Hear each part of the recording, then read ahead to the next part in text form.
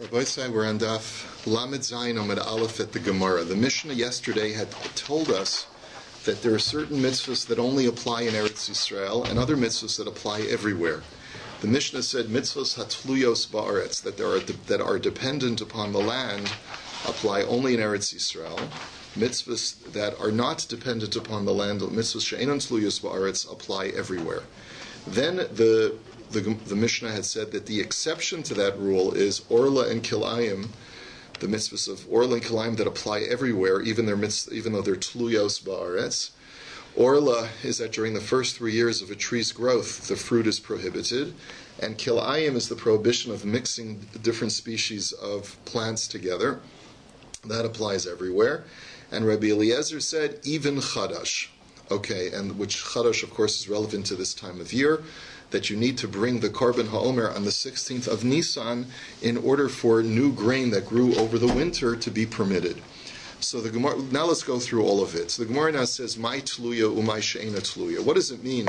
What is a mitzvah that's tluya ba'aretz, that's dependent upon the land, and what is not dependent? Maybe you'll tell me that the distinction is looking at the scripture, right? It says in the text of the pasuk that kisavo el haaretz, when you come into the land. So any mitzvah that is prefaced by coming into the land is a mitzvah that only applies in Eretz Yisrael, and all the other mitzvahs not. But look, scripture talks about the mitzvah of tefillin, and it says when you come into the land. It talks about the mitzvah of Peter Chamor, of redeeming the firstborn donkey, and it says when you come into the land. Remember that, it says V'haya ki yaviacha, when Hashem will bring you into the land of Israel, right? And it's that parsha in Parshas Bo talks about the mitzvah of tefillin. It talks about the redemption of the firstborn donkey, of the issue of the womb. So, and we know that people in Bavel put on tefillin. We see it all the time. So how can you tell me that tefillin only applies in Eretz Yisrael? So Amar of Yehuda Hachi Ka'amar, Kol mitzvah shehi chovas haguf noheges bein ba'aretz bein b'chutz la'aretz, chovas karka eino noheges ela ba'aretz. So the answer is that it's not based on the language of Scripture, but it's rather based on whether a mitzvah is dependent upon the agriculture, dependent upon the soil. If a mitzvah is dependent upon the soil, it only applies in Eretz Yisrael. If it's not dependent upon the soil, but rather is something that is upon the human being to perform, independent of the soil, so then it applies everywhere. So Minahanimili, where do we know this from? Titanu Rabbanan. The Brisa tells us that there's a generic pasuk that's written in Sefer Devarim that says, Eila hachukim vehamishpatim. These are the statutes and laws, asher tishmerun la'asos, that you shall observe to do. Ba'aretz, in the Aretz, which usually refers to Eretz Yisrael, asher nasan Hashem Elokei avosecha l'chal harisha, that Hashem has given to you as an inheritance. Kol hayamim asher atem chayim al ha'adama, all the days upon which you live on the earth. It's interesting because the word Aretz and Adama are used differently. And as we'll see from the Gemara, Aretz usually implies Dafka Eretz Yisrael, and Adama refers to earth generically. So that's the basis for the drasha now. Ela hachukim, elu hamidrashos, v'hamishpatim, elu hadinim. So the word chukim refers to hermeneutically derived law. Mishpatim refers to civil law. And Asher Tishmerun zu Mishnah, Asher Tishmerun refers to the necessity to learn, study Torah, and Lasso zu Maisa, and once you've learned Torah, you have to put the mitzvahs into practice. And then the word Ba'aretz is Yachol Kol HaMitzvahs Kulan Lo Yunogin Ela Ba'aretz, Tamulomar Kol HaYomim Asher Atem Chayim Al Ha'adama. So Ba'aretz implies in Eretz Yisrael. So you might think that all mitzvahs only apply in Eretz Yisrael, so therefore the pasuk then says, all the days which you live upon the earth, which is more expansive than just Eretz Yisrael. And with the last phrase, it sounds like all mitzvahs everywhere apply. So which is it? Does it apply in Eretz Yisrael? Does it apply in outside of Eretz Yisrael and upon all the earth? Tamulomar ba'aretz. So achar shariba hakasuv umiyet seyulmad mimasha amar be'inyan. So we have a bit of a contradiction in the pasuk. The pasuk says that mitzvahs apply only in Eretz Yisrael, and the other part of the pasuk says that mitzvahs apply upon all of the earth. So therefore, we have to look at the context of the words that come immediately after the words al ha'adama, al ha'adama, upon all the earth.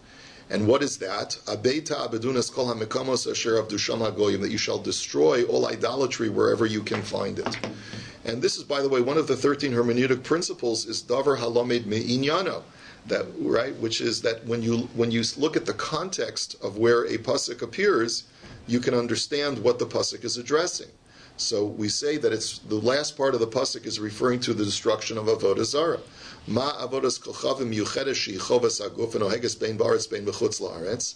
Av kol sheichovas aguf noheges bein baaretz bein bechutz laaretz. And from here we learn that just like the mitzvah to destroy avodah zarah is upon the human being and is not dependent upon the soil, therefore it applies everywhere, so too any mitzvah that's just like that is upon the guf, that is upon the person and not upon the soil, applies everywhere. And from there you infer that other mitzvahs that are only upon, that are dependent upon the soil, only apply in Eretz Yisrael.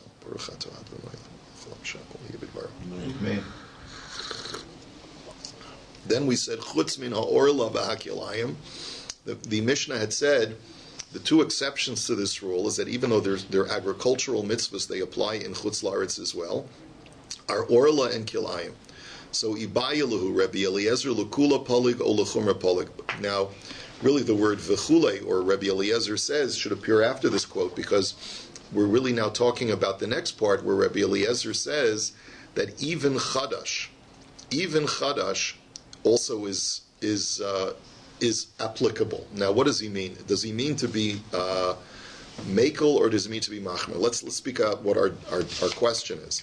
L'chumra polig v'hachi kamer tanakama chutz min harla min hakilayim dehilchasa gemiri la afal gav deikal ameimar chovas karkahi. Now, so really the Tanakama means like this: even though these are agricultural mitzvahs, and one would argue that they should only apply in Eretz Yisrael, we have a misora that by these two specific mitzvahs that are agricultural, they apply in Chutz La'aretz as well. And comes along, Aval Chadash Ba'aretz in, B'Chutz La'aretz lo, my time of Moshav La'achar Yerusha V'Yeshiva Mashma. But when it comes to the mitzvah of Chadash, there we hold that it only applies in Eretz Yisrael. Why is that? Because the mitzvah of Chadash, the Torah says, B'chol Moshvosechem, or Mimoshvosechem.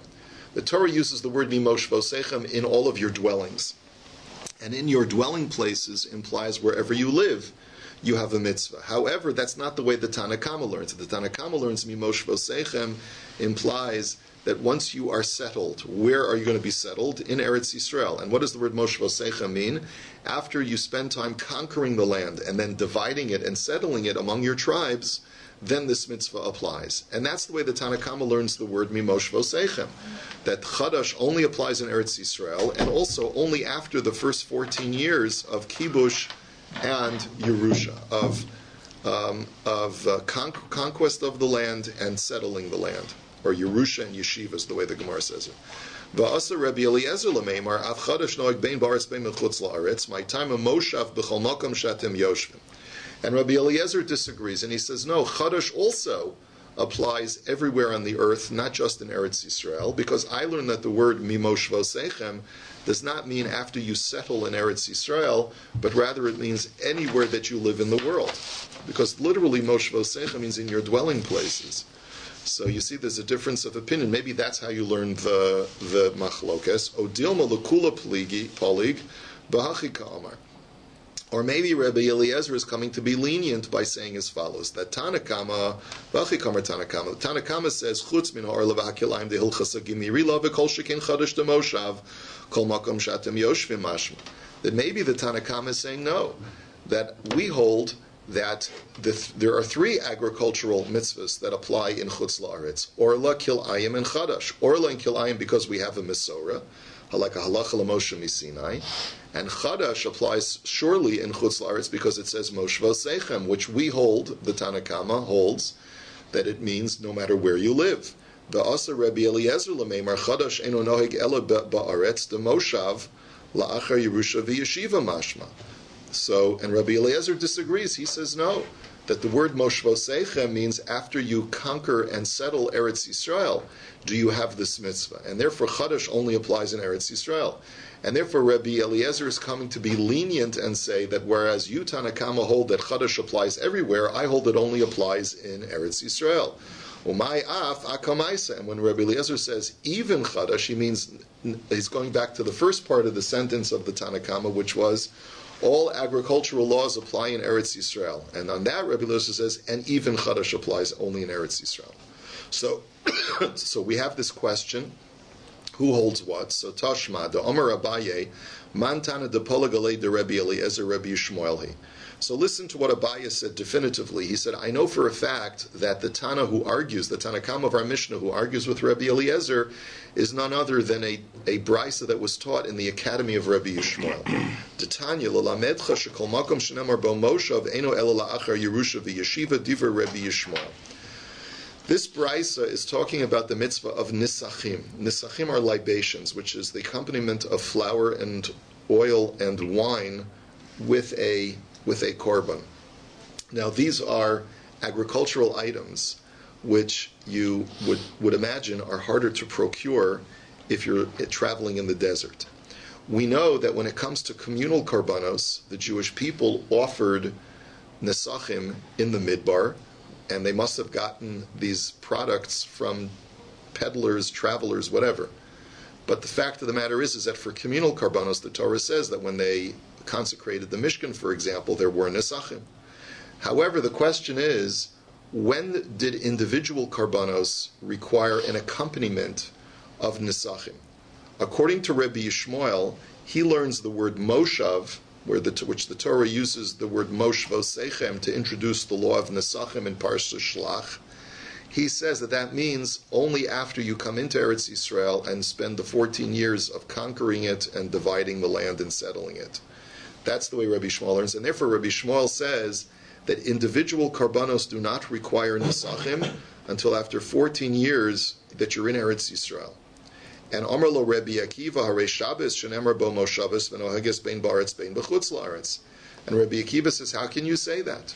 We know the word moshvosechem appears by the law of observing Shabbos. It says lo sevaru eish b'chol moshvosechem b'yom haShabbos. You cannot burn a fire in all of your dwelling places. You're telling me that the word moshvosechem means only in Eretz Yisrael, that is conquered and settled? You're telling me that Shabbos only applies in Eretz Yisrael? So Amar lei Shabbos mikal v'chomer asya. My mitzvahs kalos nohagos bein ba'aretz bein b'chutz la'aretz Shabbos chamir lo kol shekain. So Rabbi Akiva says, no. Shabbos is an exception because you know from logic that Shabbos has to apply everywhere in the world, because even lesser mitzvahs that are incumbent upon the person to perform apply everywhere, so then surely Shabbos applies everywhere. That's the end of the brisa. But the Gemara infers from here that Midaomer Abaya Mantana de Polagale de Rabbi Eliezer Rabbi Yishmael Shmamina Rabbi Eliezer Lechumer Polig Shmamina. So the very fact that Abaya defines our Tanakam as being Rabbi Yishmael, who defines the term Moshvosechem as being inside a conquered and settled Eretz Yisrael, means that Rabbi Eliezer, who argues, must hold Moshvosechem refers to the entire world. And therefore, when Rabbi Eliezer says that Chadash applies, because it says Moshvosechem, he says Af HaChadash, he means that Chadash also applies everywhere in the world, just like Kilayim and Orla. And therefore it tells me that Rabbi Eliezer is coming to be machmir. He's coming to be machmir and tell me that not only do Orla and Kilayim apply in Chutz La'aretz, but also Chadash as well. So Mechde. So now the Gemara says, well, let's go back to Rabbi Yishmael for a second. Rabbi Yishmael ahecha koi anesachim. Benesachim bia umoshav ksiv behu. The Gemara says, I really don't understand Rabbi Yishmael's argument. Rabbi Yishmael says, because by virtue of the fact that the Torah says Moshvosechem, that teaches me that individual karbanos do not require nesachim until after you're in Eretz Yisrael for 14 years, after you've conquered it and settled it. Now hold on a second. It doesn't just say Moshvosechem in the law of nesachim. It says Ki savohu el haaretz, when you come into the land. And maybe the only time that the Torah requires you to fulfill the criteria of being in Eretz Yisrael and conquering it and settling it is if you have both the statement Ki savohu el haaretz, when you come into the land, and what says Mimosh Vosechem, and you're totally settled. So the Gemara says, you know what? Hachi Kamar, you're right. Hachi kamer l'lamed shekol makom shenamar bia umoshav ena elala acha Yerusha v'yeshiva diva Rabbi Yishmael. Rabbi Yishmael will say, yeah, that's taka true. The only time that we learn from a pasuk, from the language of the Torah, that a mitzvah applies exclusively in Eretz Yisrael and only after the land is conquered and settled, is if you have to have both criteria. You have to have the Torah say kisavo el haaretz and mimosh vosechem or mosh vosechem or bechol mosh vosechem. So the Gemara says, and by the way, Chadash has that as well. By the mitzvah of Chadash, it says kisavo el haaretz when you come into the land, or behaya kisavo el haaretz. I forget exactly what the exact language, and it also says b'chol mosh vosechem in all of your dwelling places. So you have both criteria as well. And that's why Rabbi Yishmael says that Chadash only applies in Eretz Yisrael after it's conquered and settled. And Rabbi Eliezer disagrees. So the Gemara now says, Ihachi, Amar lo Rabbi Akiva, Harei Shabbos Nemer b'moshavos, Amar le Shabbos kal v'chomer hi, Nema le ana bia umoshav kamina. So the Gemara says, well then, if that's the case, then the whole flow of the Brisa doesn't make any sense now, because what was Rabbi Akiva's challenge or retort to Rabbi Yishmael? He said to him, well, wait a minute. By the law of Shabbos, it says Mosh Vosechem, and yet it applies in Chutz La'aretz. How can you tell me Mosh Vosechem means only in Eretz Yisrael?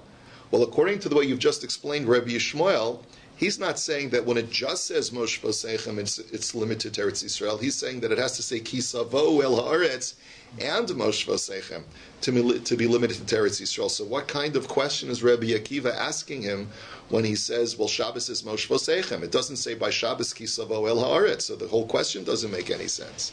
The Gemara says, you're right. Chada va'od kamar le. Chada da'ana bia umoshav kamina. Va'od de kamar tarei Shabbos nemer moshavos. Shabbos kal v'chomer hi.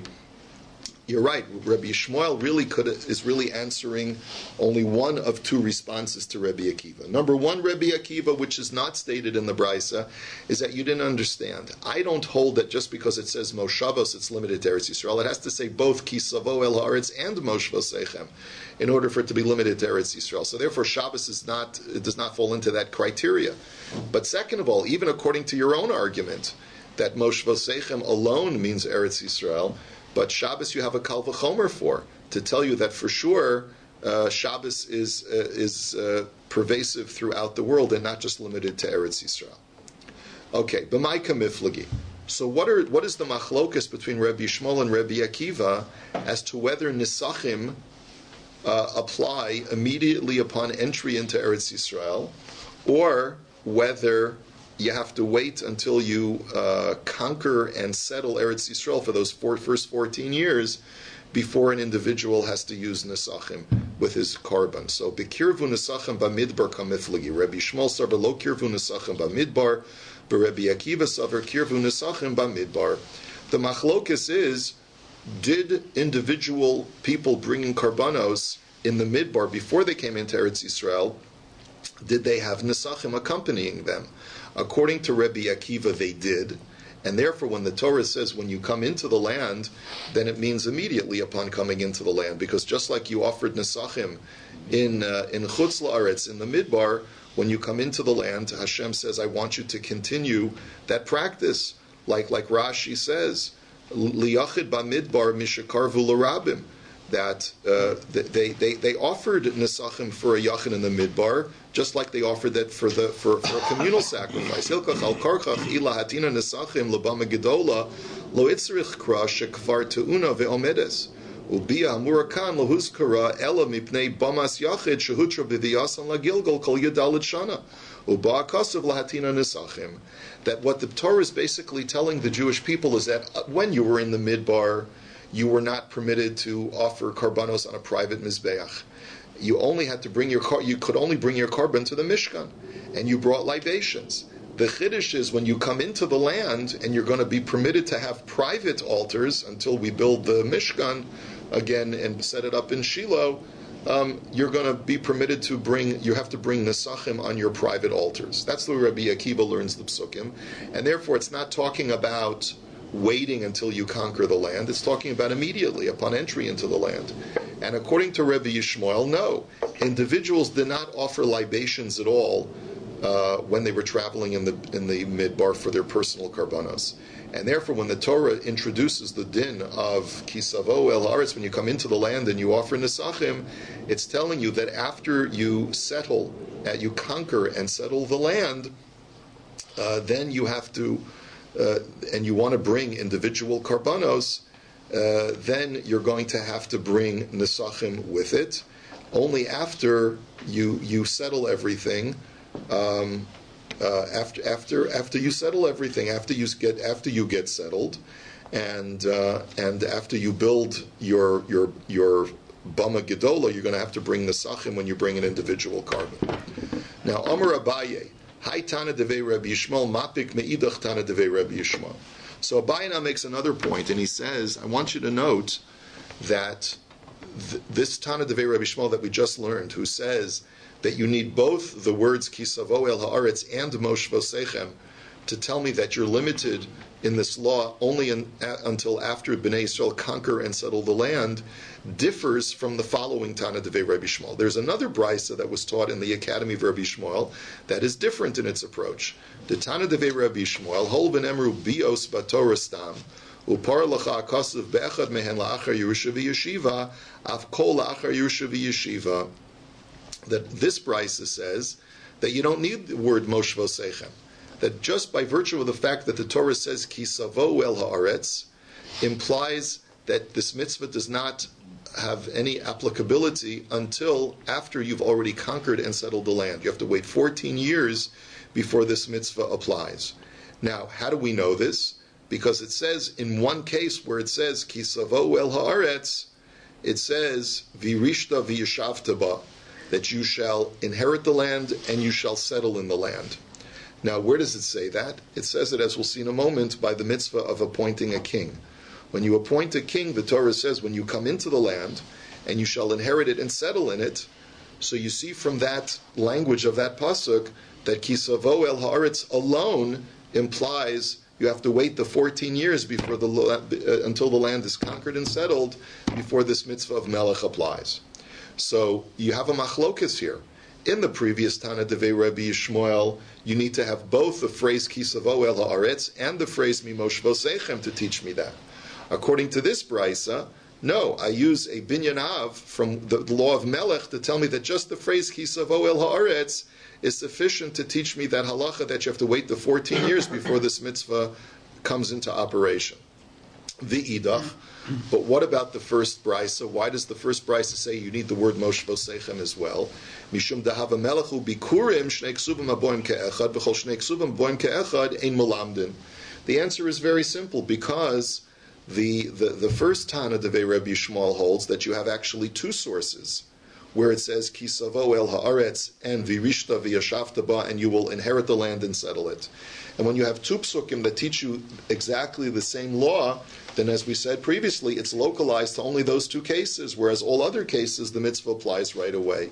And that's why you need the word Moshvo Sechem to tell me that no, you have to wait the 14 years.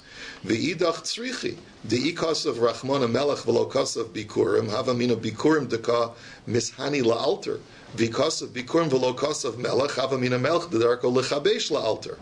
So the second Tana Devei Rabbi Yishmael says no, it's not shnei ksuvim aboim ke'echad ve'ein melamdin. You need both psukim. Why do you need both psukim? In other words, if we can demonstrate that I need both psukim because I could not infer one from the other, then it's not localized to just those two cases. Why? Why is it not? Why do you need each pasuk? Because I couldn't infer one from the other. Because if the Torah would have just written the din that by a melech you have to wait 14 years, I would have said, and it would not have written by Bikurim, I would have said, well, Bikurim applies immediately because you're getting benefit immediately from your crops, so you should have to bring Bikurim right away. So that's why the Torah had to write Bikurim. And if the Torah would have just written Bikurim, that you have to wait 14 years, I would say don't wait 14 years for a melech, because what is a melech's role? One of a melech's roles is to lead you into battle. So if you're spending the first 7 years going out to war, of course you should appoint a melech right away. And that's why the Torah has to write both bikurim and melech, to make sure that you know that in both cases you have to wait 14 years. V'idach. But the first Tana Devei Rabbi Shmuel says, Nichtov Rachmana melech v'lo boi bikurim v'anamida u'ma melech dilachabesh la'achar Yerusha v'yeshiva bikurim lo kol shekain. He holds no. Let the Torah should have just written v'yirishta v'yashavta by melech. That would have been the exemplar for Kol HaTorah Kula, and I would have known bikurim, because if a king is not necessary for 14 years, then surely you don't have to bring bikurim right away. You could also wait the 14 years. The fact that the Torah wrote both melech and bikurim teaches me that it's localized to only those two cases. V'idach, and the second Tana Devei Rabbi Shmuel says no, because Yikasav Hachi Hava Mina Mida Dahava Achala Kamash Malan. Second Tana Devei Rabbi Shmuel says no, I don't accept your argument that if you can wait 14 years for a king, surely you can wait 14 years to bring your bikurim, because we have an example of where an agricultural law applies right away, even before the 14 years, which is chala. We know from the pasuk that's written by chala that it says that bevoachem, it says as soon as you come into the land, the mitzvah of chala applies, that you have to tithe the dough that you prepare and give a portion of it to the Kohen. So already there you see an example of an agricultural law that applies right away before kiddush, before the conquest of the land, before the settling of the land. So I would have thought that bikurim was that way as well, unless the Torah had written explicitly v'yirishta v'yashavta ba, and therefore I need both. So that's the machlokus between the first Tana Devei Rabbi Shmuel and the second Tana Devei Rabbi Shmuel. Now the Gemara says, "V'hashta de Amar Tchovas Aguf Noheges Bein Ba'Eretz Yisrael Bein B'Chutz La'Aretz Moshav de Kosav Rachmana Gabe Shabbos Lamali." So now the Gemara says, okay, let's go back to something that we had said before. Remember, Rabbi Akiva had challenged Rabbi Shmuel. He said, if you're telling me that the word Moshe Vosechem always means Dafka in Eretz Yisrael after its conquest and settlement, why then does the Torah write, then you should say that Shabbos only applies in Eretz Yisrael? And Rabbi Shmuel's response was, no, it is a Kal V'chomer. Shabbos has to apply everywhere, just like all other mitzvahs do. So the question still remains, why then did the Torah write Moshe Vosechem by Shabbos? The Gemara answers, Itzterich salka daita chamina hol v'inyana de moados ksiva tiboy kiddush ki moados kamash malan. The answer is like this. It's not to tell you that the laws of Shabbos apply everywhere else, but rather it's to teach you that you might have thought that Shabbos is written in the same context as all of the other Yomim Tovim. And just like all other Yomim Tovim have to be established by the Sanhedrin when it is the 15th of Nisan, you might think that Shabbos has to be declared by the Beis Din. Every week the Beis Din has to declare that it's Shabbos. So therefore the Torah tells you no. Lo sevaru eish b'chol Moshe Vosechem b'yom HaShabbos. That the word Moshe Vosechem, dafka means in this context, it means everywhere in the world. Right? That's what Moshe Vosechem is coming to teach. It's coming to exclude the thought that it means anything else other than what we just said. Fine. Moshe of the Kosav Rachmana Gabechela Vidam Lamali. Why then does the Torah write B'chol Moshe Vosechem by the prohibition of eating chela v'dam, of forbidden fats and blood? Now that's a chovas haguf, that's a bodily obligation. Why does the Torah need to write Moshe Vosechem, which implies throughout the world over there? So itzterich salka daita chamina holu v'inyana de karbonos ksivi bisman dika karban nitzer chela v'dam bisman deleka karban lo kamash malan. So, because I would have thought that the laws of chela v'dam are written in the context of the karbanos. So you might think that the only time that chela v'dam are forbidden is when there's a mitzvah to bring a karban. But when there's no longer a mitzvah to bring a karban because we no longer have a temple, maybe the prohibition of chela v'dam are removed. And that's why the Torah has to write Moshe Vosechem, again, which means everywhere in the world. Remember, Rabbi Shmuel was the one who said Moshe Vosechem could mean in Eretz Yisrael after you conquer it, as long as it says Ki Savo El Haaretz, but Moshe Vosechem alone, without anything else, means throughout the world. Now, Moshe of the Kosav Rachmana Gabi Matzu Moralamali, in Yana Diyom. Why does the Torah say, I'm sorry, we have to change the gears just slightly. Moshav dekasav rachmana gabe matzah lamali. Take out the word umoror, because it doesn't say the word moshvosechem by moror. It just says when the mitzvah of matzah, there's an obligation to eat matzah, and we know that it's a chovas aguf. So why does the Torah say b'chol moshvosechem tochelu matzos, in all of your dwelling places eat matzah? What do you need? What do you need? The implication that applies everywhere. I already know that you need to eat it everywhere. So it's the Raizel kedai techamina. I'll tell you why. I would have thought holokasiv al matzu sumrom yochluhu bisman dika pesach in bisman deleka pesach lo kamash malan, because the Torah says eat your matzah more together with your korban pesach. So I might have thought that it only is extant when there's a korban pesach to be brought. So that's why the Torah has to make a point of saying b'chol moshvosechem in all of your dwelling places, even when you no longer have a korban pesach. Next, Bia de Kasav Rachmana Gabi Tfilin Petra Chamor Lamali. Now let's go back to an earlier statement also and try to figure it out. We had said that when the Torah says Ki Savo El Haaretz, it's written, or V'haya Ki Yaviacha Hashem El Haaretz, when Hashem will bring you into the land, and that's written by Tfilin and Petra Chamor.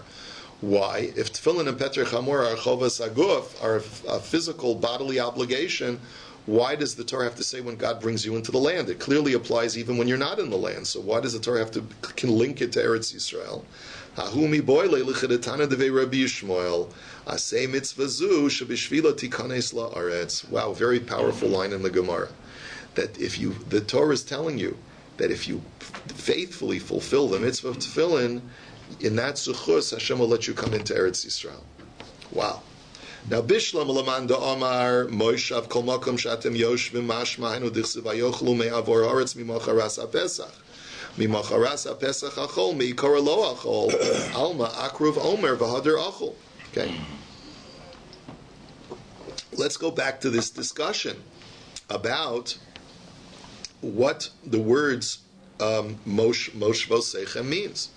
If you learn, like we're suggesting now, that Moshvosechem means everywhere in the world, and that's the way that Rabbi Eliezer learns, and that's why you're chayiv in the mitzvah of Chadash, even in Chutz La'aretz, and you're chayiv in the mitzvah of Chadash even before the 14 years of conquest and settlement of the land, then I totally understand the following story. In Sefer Yehoshua it says that after Moshe Rabbeinu died, they crossed over the Jordan River, and on the 16th day of Nisan, the day after the first day of Pesach, they ate from the harvest of Eretz Yisrael.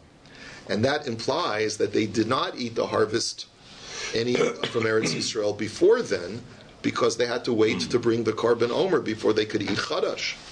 And that only works out if you learn that the mitzvah of Chadash applies everywhere, even before the 14 years of conquest and settlement. But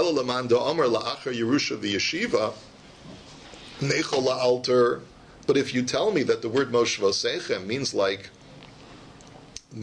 Tana Devei Rabbi Yishmael, who had said that the word Moshvosechem only requires you to fulfill the mitzvah after you've conquered and settled the land, which is like the way it's written, V'chisavo el haaretz, and it says Moshvosechem by Chadash.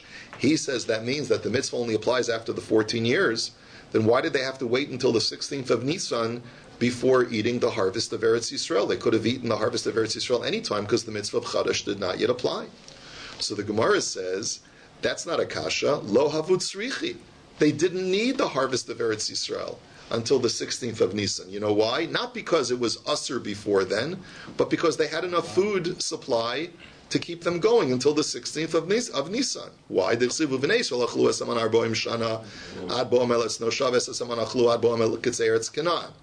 So, how do we know this? Because the Torah says in discussing their eating of the man in Parshas Beshalach, it says that the Bnei Yisrael ate the man for 40 years until they came to Eretz Noshaves. And then it says they ate the man until they came to the borders of Eretz Canaan. There's a little bit of a machlokas between Rashi and Tosfos as to how to understand the distinction between Eretz Noshaves and Eretz Canaan. But we'll learn like Rashi. Basically, Rashi understands like this. There's a little bit of a contradiction in the pasuk. Eretz Noshaves implies that they came to they crossed over the Jordan River, and they came into Eretz Yisrael proper. Kitzei Eretz Canaan implies that they came even to the area of where they were inheriting Eretz Yisrael, even on the Transjordan. Until they came to that point, they ate the man. So it's a bit of a contradiction. When did they stop eating the man? Only after they crossed over the Jordan, or did they stop eating the man even before they crossed the Jordan? So ef shalomer adbo amel eretz no shabbos shekvar nemer el kitzei eretz Canaan. V'ef shalomer el kitzei eretz Canaan shekvar nemer adbo amel eretz no shabbos. So haketz. So how do you reconcile the contradiction? B'shiva ba'adar meis Moshe upasak man mileired v'hayu mistapken miman shebichleyem ad shisha sar b'nisan. The Gemara answers like this: Moshe Rabbeinu died on the 7th of Adar on the Transjordan. That's when the man stopped falling, because we know that the man fell in the merit of Moshe Rabbeinu. So that's what the Torah means when it says that they ate the man until they came to the border of Eretz Canaan, which is where Moshe Rabbeinu died. Okay? So when it says they ate the man until then, it means they ate the man that was falling daily until then. But they still had a huge supply of man, and miraculously, whereas previously the man would grow wormy if you left it over the next day, once the man stopped falling, the man remained fresh and usable for a full 40 days, until after Moshe Rabbeinu died. He dies on the 7th of Adar. They're able to schlep it with them until they cross the Jordan and they get into Eretz Yisrael, and it's the 16th of Nisan. And that's when they ran out of the man, and that's when they had to use the harvest of Eretz Yisrael. So the way that that's how you reconcile the contradiction in the pasuk. They ate the man until it ran out, until they crossed over the Jordan. So that's how you reconcile it, and that's the reason why they didn't have to eat the harvest, is because they had man, not because the harvest was usser, but rather because they had the man to keep them going until they actually crossed over to the Jordan. Yes. Have a wonderful day.